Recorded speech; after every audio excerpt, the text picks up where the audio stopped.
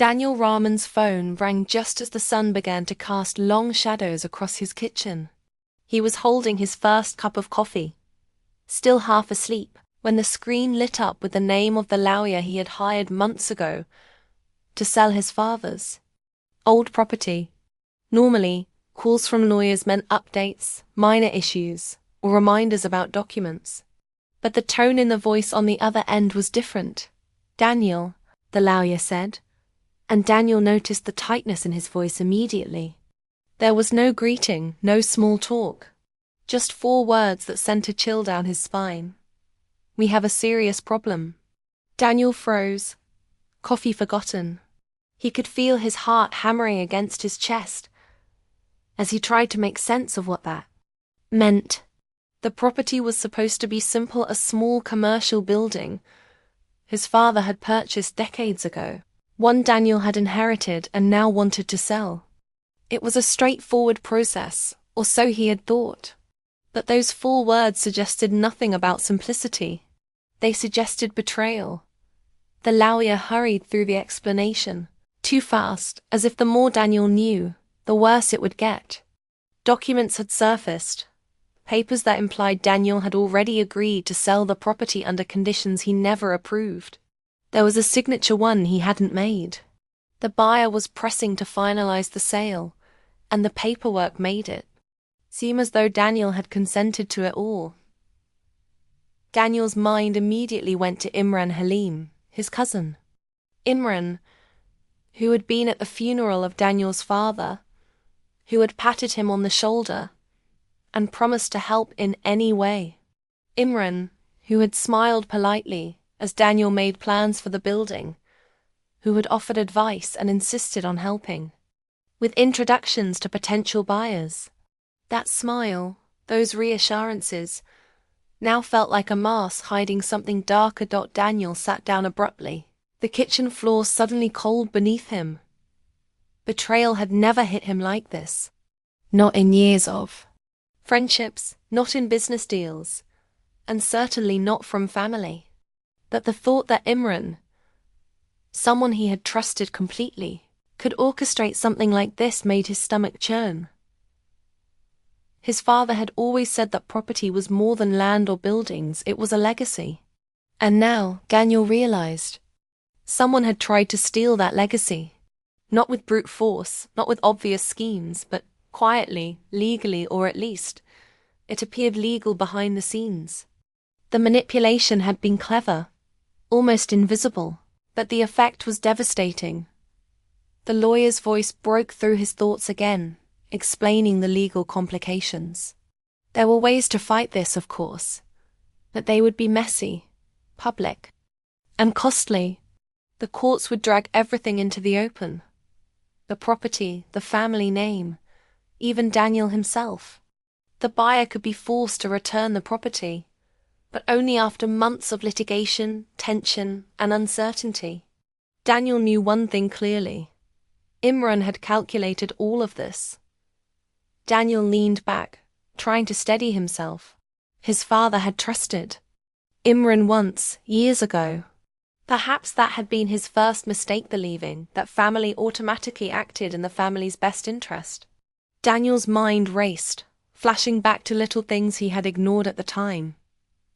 Imran's sudden interest in the property, his insistence on handling negotiations personally, his constant reminders that family should handle family matters.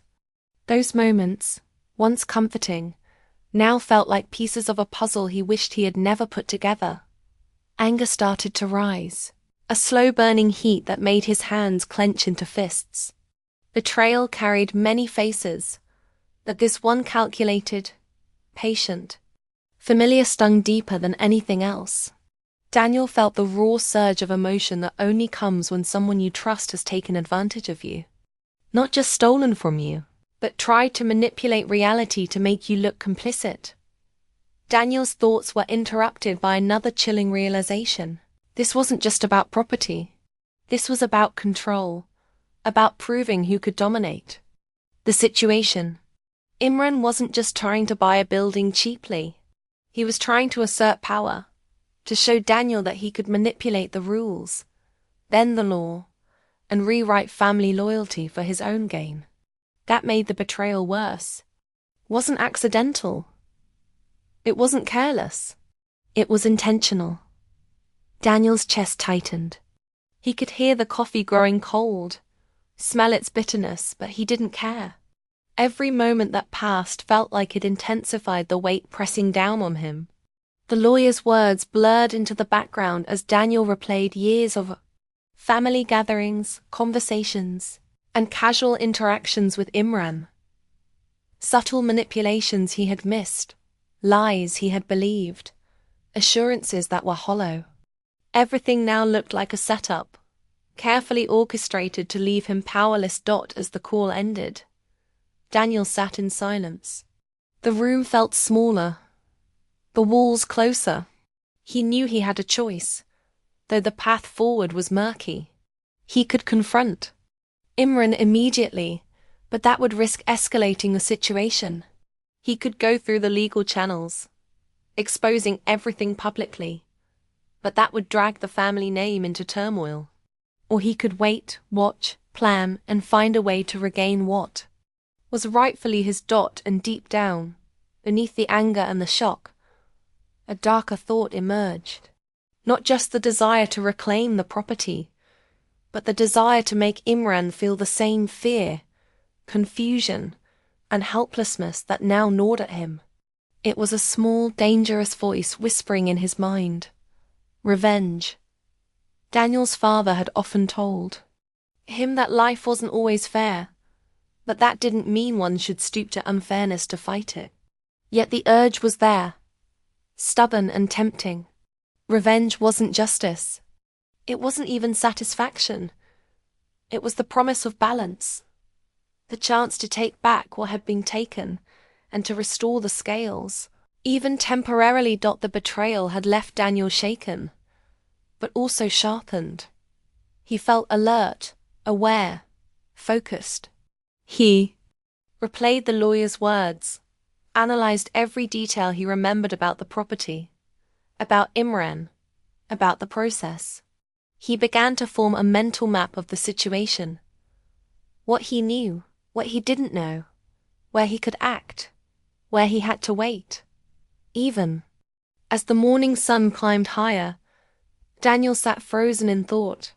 He wasn't thinking about coffee anymore, or the simplicity of a property sale. He was thinking about trust, betrayal, and the subtle, almost invisible ways someone could manipulate events in their favor.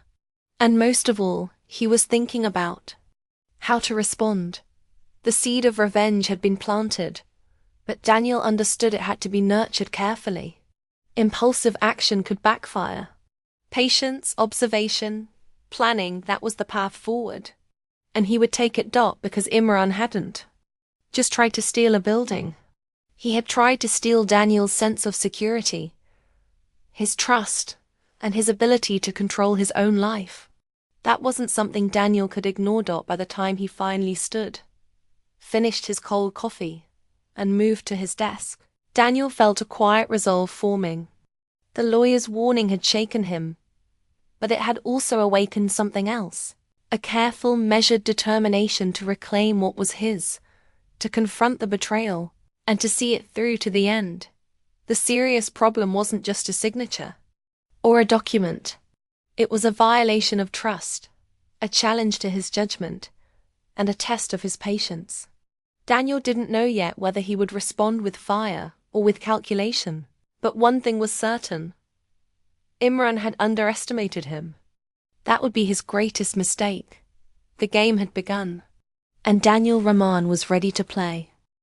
Daniel Rahman didn't confront Imran immediately. He couldn't. Not yet. The betrayal was too deep, the stakes too high. The building was worth millions, but the real damage wasn't financial. It was personal. Every interaction with Imran now carried the weight of deception. Every memory of past smiles and reassurances twisted into suspicion. Daniel realized that revenge wasn't just a fleeting thought. It had become a pulse, a rhythm driving his every decision. For the first few days, he did nothing obvious. He moved through his routines as if nothing had changed. He went to work, answered emails, returned calls, even made small talk with neighbors. But underneath, his mind was a storm. He replayed every moment, every decision, every interaction with Imran. Each one offered a clue. Each one reinforced the truth. Imran had planned this carefully. He had calculated every move, anticipated every reaction. And Daniel had walked right into the trap. Daniel spent hours at the property, walking through rooms his father had once cared for, thinking through the situation like a chess player. The walls, the hallways, the office spaces all became stages in his mental game.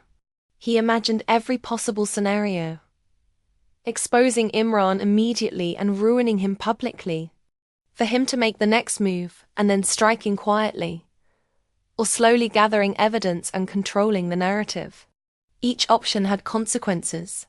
Each carried risks. He started digging, not like a furious man tearing through papers, but like a detective analyzing clues.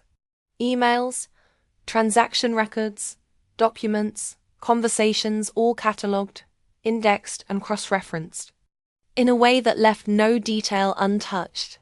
He called old contacts, people who had worked with Imran in the past, quietly asking questions without revealing his suspicions.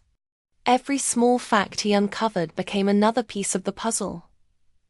The more Daniel learned, the clearer the pattern became. Imran had been gradually gaining influence over the property for months, even years.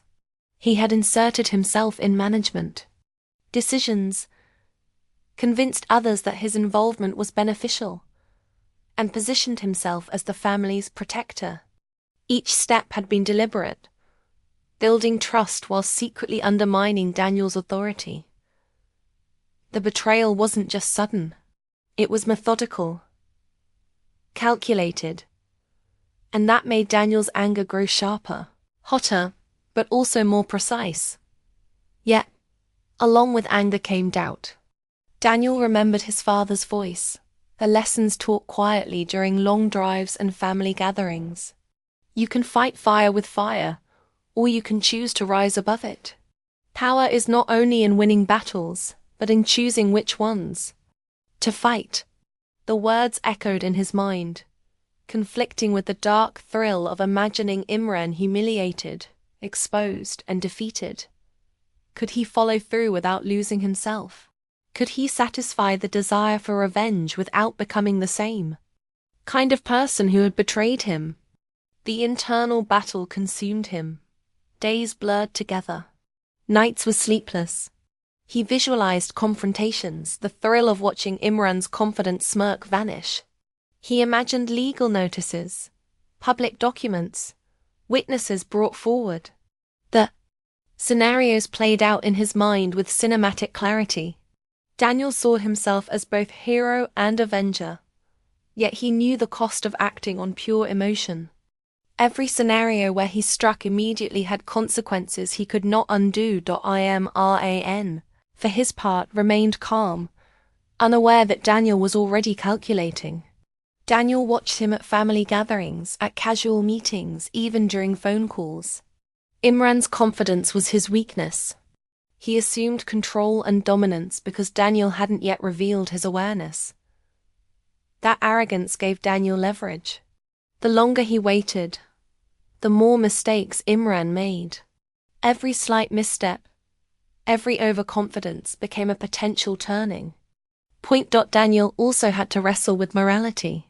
He could go public, shame Imran, destroy his reputation, and feel immediate satisfaction. But that satisfaction would be fleeting, and the fallout would affect the family, friends, and anyone tied to both men. He could strike legally, quietly, and reclaim the property without spectacle, but that required patience and restraint. Patience, Daniel realized, was a kind of revenge itself, sharper than the most vicious outburst. Each day, Daniel's resolve hardened. He began planning his approach with precision. First, he would gather final proof. The forged signatures, emails showing Imran's manipulations, witnesses who could testify to conversations Imran tried to hide. Second, he would prepare the timing, ensuring that any confrontation or legal action would maximize impact without causing unnecessary collateral damage. Third, he would control his own emotions. He would not be baited. He would not rush. He would wait until the moment was undeniably his. Sleep became a brief interlude. His thoughts were dominated by patterns, inconsistencies, strategies. He imagined the confrontation in vivid detail. Imran's smugness meeting Daniel's cold calm, the documents sliding across the table, the realization dawning in Imran's eyes that he had underestimated Daniel, the satisfaction promised by revenge danced before him, tempting and dangerous. Yet Daniel also tested the other side. He imagined forgiveness, letting Imran go, keeping the matter quiet, and reclaiming the property without spectacle. He envisioned the relief of walking away from anger, the quiet satisfaction of integrity intact. But each vision felt incomplete. The betrayal demanded acknowledgement, and silence felt like weakness. How could he reconcile the need for justice with the need for peace?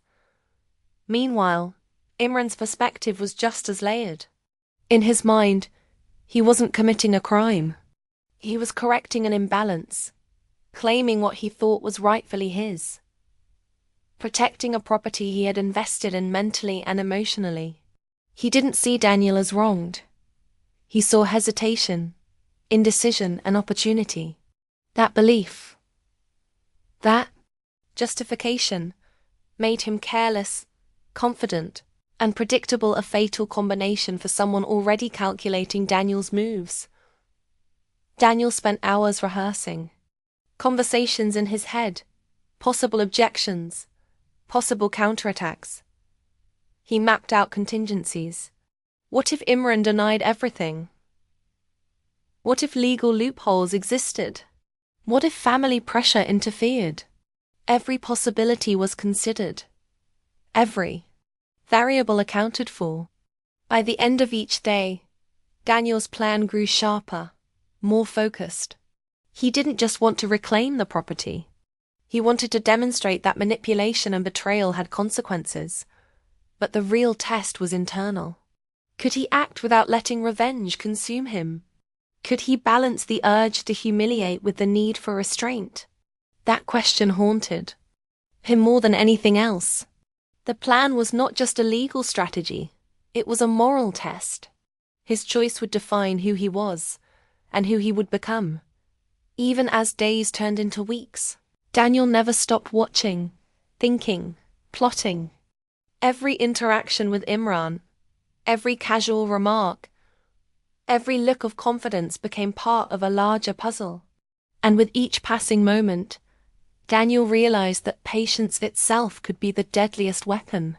Rushing into confrontation would bring temporary satisfaction, but waiting, carefully, deliberately, promised complete control. By the time he finally moved toward action, Daniel felt more prepared than ever.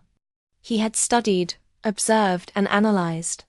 He understood Imran's motivations, patterns, and weaknesses. He understood his own. And most importantly, he had forged a plan that balanced revenge with restraint, power with morality. Daniel Rahman knew that the moment of confrontation would define everything. Not just the property, not just the betrayal, but the kind of man he was and the legacy he would leave. He felt the fire of revenge burning, but he also felt the calm of calculation. Both were necessary. Both would guide him. And in that quiet tension, Daniel waited, sharpening his strategy, knowing that soon the time for action would arrive, and the choice of how to act would be his alone. The serious problem had never been just a signature. It was betrayal, and Daniel's response would determine the balance between justice and vengeance. The day of the closing arrived like a storm. Daniel Rahman woke early, his chest tight with anticipation. Every step he took toward the property felt heavy, deliberate. The building, once just concrete and steel, now felt like a battlefield. Every hallway a corridor of tension. Every room a stage for the confrontation he had rehearsed endlessly. Today, he would decide not only the fate of the property, but also the fate of his anger, his judgment, and the legacy of trust that had been shattered. He arrived early, the documents neatly organized in a folder beneath his arm. The lawyer, aware of Daniel's plan, had arrived minutes before, giving a brief nod that said everything words could not. Across the room, Imran Halim arrived with his usual confidence, unaware that Daniel had anticipated every gesture, every smile, every overconfidence that had been his greatest vulnerability. Imran's presence, once familiar, now felt like the calm before a storm Daniel had meticulously prepared for. The closing began formally, almost casually. Papers were reviewed, signatures double-checked, and explanations given. Everyone in the room went about their work, oblivious to the tension vibrating just beneath the surface. Daniel, however, saw everything. Every glance, every subtle shift in posture, every twitch of Imran's fingers. He catalogued it all. He felt the slow, steady pulse of control in his veins. He could act at any moment, strike with precision, and watch the world tilt on its axis. Imran, confident, leaned back in his chair. "See?" he said casually, glancing at Daniel. "Everything is going according to plan." His tone carried the arrogance of someone who believed himself untouchable. Daniel noticed the slight smirk, the assumption that the victory was already his. That smirk, that confidence would become Imran's undoing. Daniel slid the folder across the table. Imran glanced at it, eyes narrowing, a flicker of unease appearing for the first time. Inside were the documents, meticulously compiled evidence of manipulation, forged signatures, emails detailing behind-the-scenes maneuvers, and a timeline proving intent. Daniel could have presented it loudly, publicly, in a way that humiliated Imran. He could have forced every person in the room to witness the betrayal, turning private treachery into public spectacle. But Daniel hesitated. The temptation was powerful, almost intoxicating. Every part of him wanted to expose Imran, to make him squirm, to finally claim satisfaction. He imagined the headlines, the whispers, the dramatic fall from confidence. The thrill of revenge teased him, a fire burning hot and wild. Yet, beneath it, Daniel remembered his father's voice, the lessons about patience, integrity, and the weight of consequences. He took a slow breath. In that moment, he understood something profound. Revenge, while tempting, was fleeting.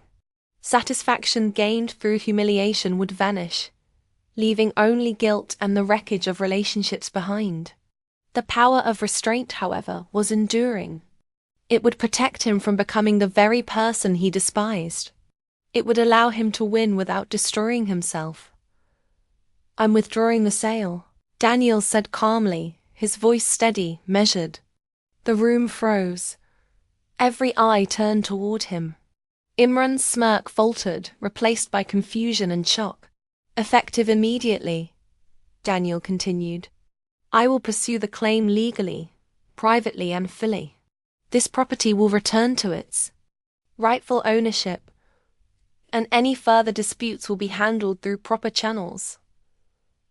For a moment, Imran was speechless.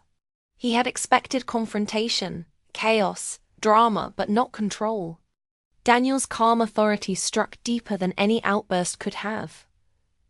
He realized, belatedly, that Daniel had never been weak. The patient, calculated, restrained man sitting across from him was far more dangerous than any impulsive act of revenge. Making a mistake, Imran said finally, his voice tight with anger.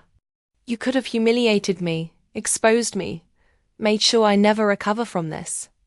Daniel met his gaze evenly. I am not interested in humiliation, he said. I am interested in what is right. You will return what you took, or the courts will handle it. The choice is yours, but the consequence will follow. The tension in the room was thick enough to choke on. The lawyers shuffled papers nervously. The buyer, previously eager and confident, now looked uncertain. Daniel felt a strange calm wash over him. He had anticipated every reaction, every argument, every possible objection. He had prepared for chaos but chosen control. And in that choice, he found something unexpected. Clarity. As the hours passed, Imran left, fuming and defeated without a word. The property was secured, not through spectacle, but through patience, strategy, and moral restraint. Daniel's lawyers confirmed the legality of the process. The documents were in order, and the property officially returned to him. It was a victory, yes, but not one marked by fireworks or dramatic retribution. In the quiet of the evening, Daniel walked through the building alone. Empty hallways echoed with the memories of his father, the footsteps of his past, and the lessons of trust and betrayal. He reflected on what had transpired. The desire for revenge had been strong, relentless. A storm in his chest.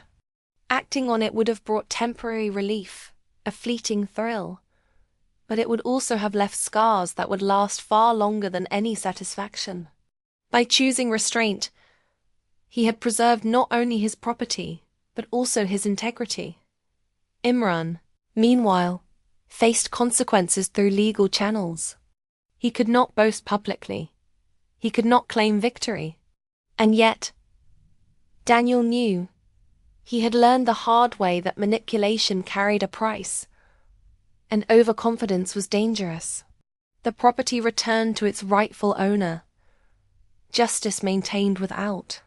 Spectacle and the family, though aware of some tension, remained intact. Daniel felt no triumph in the traditional sense. There were no cheering crowds, no dramatic victory, no public humiliation to savor. Instead, there was a quiet peace, a steady pulse of control, a knowledge that he had faced the betrayal with strength, intelligence, and restraint. Revenge had tempted him, but wisdom had guided him. The storm in his chest had passed, replaced by calm and clarity. Standing alone in the main office, Daniel realized something even deeper. The serious problem had never been just a building, a signature, or a betrayal. The problem had been the choice. Who would he allow himself to become? Would he respond with fire, with anger, with destruction? Or would he respond with control, intelligence, and moral fortitude? In that moment, he understood that walking away from the lure of revenge had given him something far greater than satisfaction. It had given him freedom. The property was his. Yes, but more importantly, his peace was intact. He had reclaimed control not only over material wealth, but over his own decisions, his own reactions, and his own identity. Imran had miscalculated, not because he was weak, but because he had failed to anticipate Daniel's patience, discipline, and clarity of purpose. As night fell, Daniel left the building, the weight of tension finally lifting from his shoulders. He knew that revenge, if sought for its own sake, could destroy more than the target. It could destroy the seeker. But patience, strategy, and restraint allowed for justice without loss of self. That, Daniel realized, was the ultimate victory. And in that victory, Daniel Rahman found the most unexpected reward. Not revenge, not satisfaction, but freedom. The serious problem had revealed itself to be more than legal complications. It had been a test of character. And Daniel had passed.